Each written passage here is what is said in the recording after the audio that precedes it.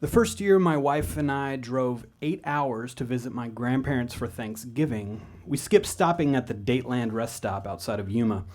Dateland's claim to fame are date shakes, an unusual taste combination of sweet and savory and a little gritty. As one might imagine, date shakes are an acquired taste. So too were Martha and George Sauer, my Oma and Opa, who lived their last years together in a desert paradise made just for them and their ilk, Leisure World. A retirement resort in Mesa, Arizona with walls to keep the riffraff out and the golf balls in. They loved the desert, the birds and the blooms, and their cozy home on the well-kept golf green. When they moved there after selling their gorgeous and creaky house in Cleveland, Ohio, they begged us to come visit them, but I often found an excuse not to. Too much work, not enough vacation, busy, busy, busy. That first Thanksgiving weekend, I couldn't enjoy the drive through the beautiful high desert. My head was packed with trepidation like our bags were packed with clothes. Opa was relatively mellow and easygoing, but my Oma was a persnickety woman. A retired English teacher with a penchant for drama and very little appreciation for anything made after the 1960s, Oma had been tricky to get along with after I'd become old enough to have my own opinions. I had vague recollections that as a little child, she doted on me. She called me her number one, the firstborn among what would eventually be 11 grandchildren. But I remembered more clearly that as I grew, so too her criticisms. I felt like I began to do less right around her in spite of my benign and respectful intentions. At some point, being a boy who was more interested in G.I. Joe and rock and roll than Shakespeare and Mozart seemed to become its own offense. It wasn't that I didn't appreciate the bard or the maestro, but they didn't speak to me. But I'll concede, maybe it was because of how much Oma told me they should speak to me. As my wife and I drove east and listened to pop music on our iPod, I recalled that when I was a kid, Oma once told me she could prove mathematically that Beethoven was better music than any modern band I dared enjoy. She disparaged the repetition of lines and choruses, the boring beats, the short length of pop songs. Beethoven used more notes, you see. That was the math. He went places in the music and didn't incorporate terrible singers droning insipid lyrics about sex and drugs. I tried to play her game. I'd share my music or read to her the lyrics that spoke to me, but it didn't matter. Rush, nor Iron Maiden, nor Stryper, nor Metallica played by her rules, so they were invalid. Her rules. I turned up the stereo. Despite our differing tastes, Oma always encouraged me to write more and to share my writing with her. One summer when I was in 4th grade, I decided to let my guard down and let her see some poetry I'd worked on. It was, I'm sure, terrible. But I was young and I didn't want to know. I just wanted my grandma to coo over my brilliance. But Oma was no cooer. She immediately showed me where my word choices were banal, my rhythms stuttered, my imagery pallid. She rewrote whole lines. I knew, of course, that she loved me, which is why I swallowed my rage as best as my prepubescent hurt heart would allow. I copied the whole of the edits we made together onto a page and read it out loud to her, smiling approval. Then when they left, I threw it away, red-faced and ungrateful. Too bad. That was the same visit that she caught me grabbing a cold leftover chicken wing from the refrigerator at about 4 p.m. At my own parents' house, she grabbed it from my hand and scolded me that I'd be ruining my dinner. I tried to explain that ruining my appetite was impossible, but she'd never raised boys.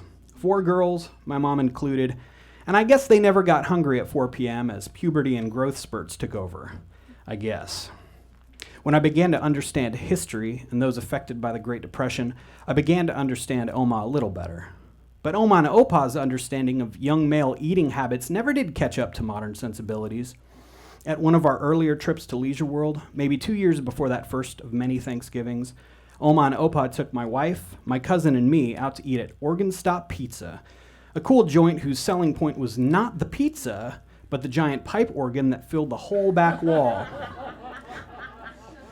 where a live organist would sit down and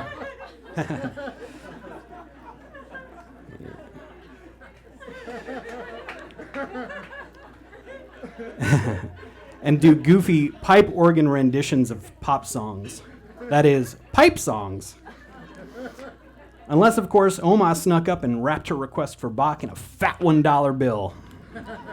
George Washington was very persuasive to the organ man, as it turned out. Oma and Opa told us, "Your money's no good here," then proceeded to order a single large pizza for all 5 of us. Now, my cousin was 14 at the time, stood about 6'5", and weighed about 220. I was pretty much the same size you see here, minus 13 years. And apparently my money was good there because Organ Stop took it when I ordered another pizza and breadsticks. Oma and Opa highly valued the dollar, almost as much as they valued their sense of appropriate language. If a waiter, for instance, refrained from using the phrases, "Here you go," or "There you are," Oma and Opa would call them over when they paid the bill and congratulate them with a whole extra dollar tip on top of their customary 10%, announcing it as a reward for preserving the English language for one more generation. Idiosyncrasies aside, it was the unexpected outburst that made me most ill at ease as we neared Leisure World after that long drive. One MLK weekend, when I was about 15 or 16, my parents, brother, and I went to see Oma and Opa at a winter timeshare they had in Lake San Marcos before settling in Arizona full-time. While my parents napped, dinner cooked, and Opa, the retired engineer, attempted to get my brother and I excited about trigonometry, Oma swirled the ice around in her glass of gin and wondered aloud for half an hour why anyone needed a computer when a pencil and a ruler could do the same thing just fine, then proceeded to blast the notion of celebrating that fornicator, Martin Luther King Jr. Now, I never knew Oma to be a racist, but certainly a good Lutheran prude. And that was the day I learned that MLK had had an affair. "Do you know what fornicate means?" she asked, viciously clinking her glass. "No," I said.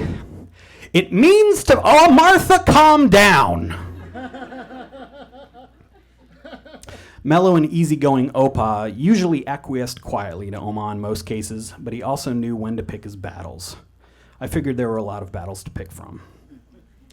Years removed from that drama, married, and most importantly, adult, I realized there was no more room for excuses to avoid making an effort to visit them. Oma and Opa had started really slowing down and weren't able to come to the family in California anymore. Oma had fallen down, and the recovery was long and incomplete. My other grandma on my dad's side had passed away by then. If I wanted to see Oma and Opa, we had to go. But when? We decided that Thanksgiving was the best time. A long weekend, but not too long. A meal almost everyone could agree on and very little comparative commitment. Plus, if we played our cards right, my folks would come out as well, and then we could just do Christmas with my wife's family. Magic, family obligations and politics, all wrapped up in a neat 4-day weekend, leaving us the rest of the year to do as we pleased, which is what we really wanted to do anyway. So I clenched my teeth and drove out with my wife. There was no way we'd ride with my folks. I wanted a car available so we could get away if we wanted.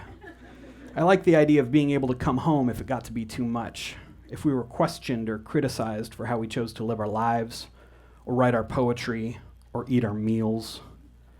In spite of my wariness, I had a great time that first Thanksgiving.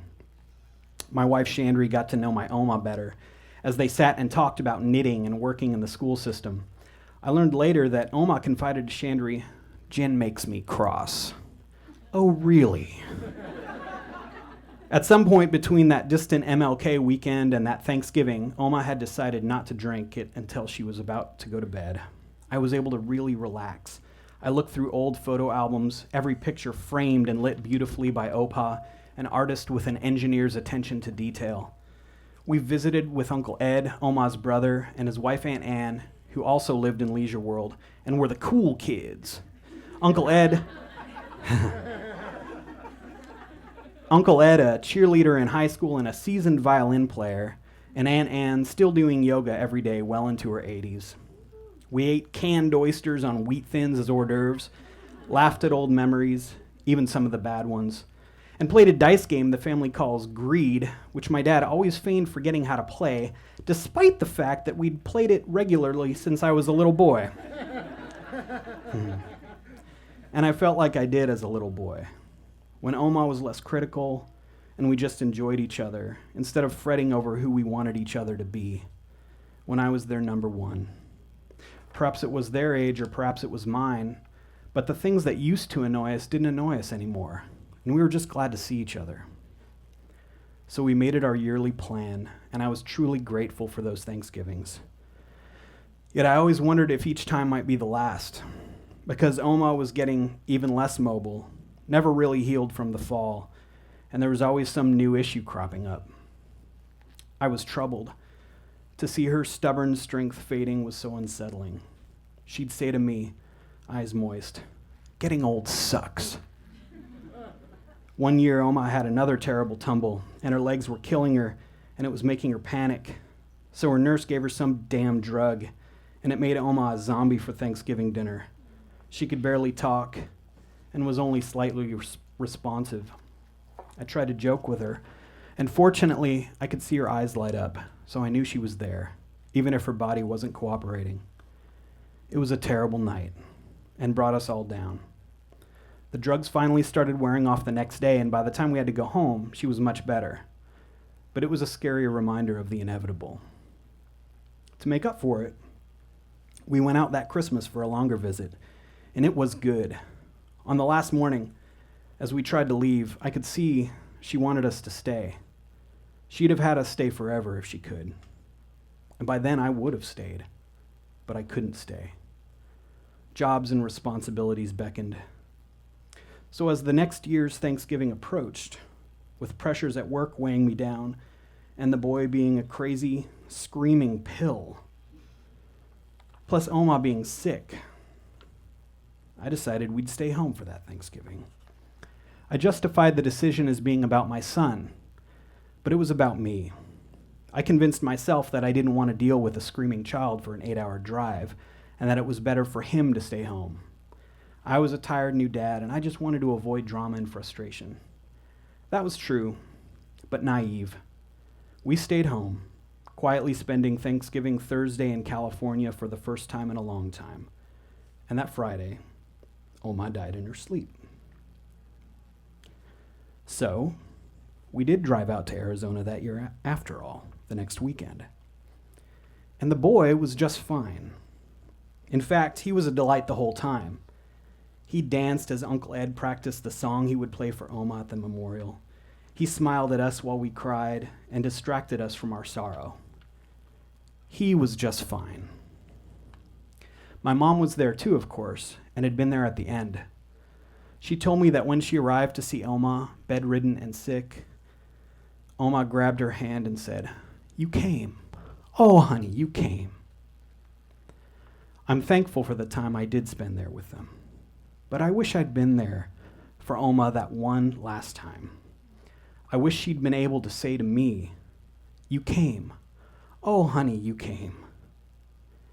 Even though I was her number one, and maybe because of it, I don't get to wish that.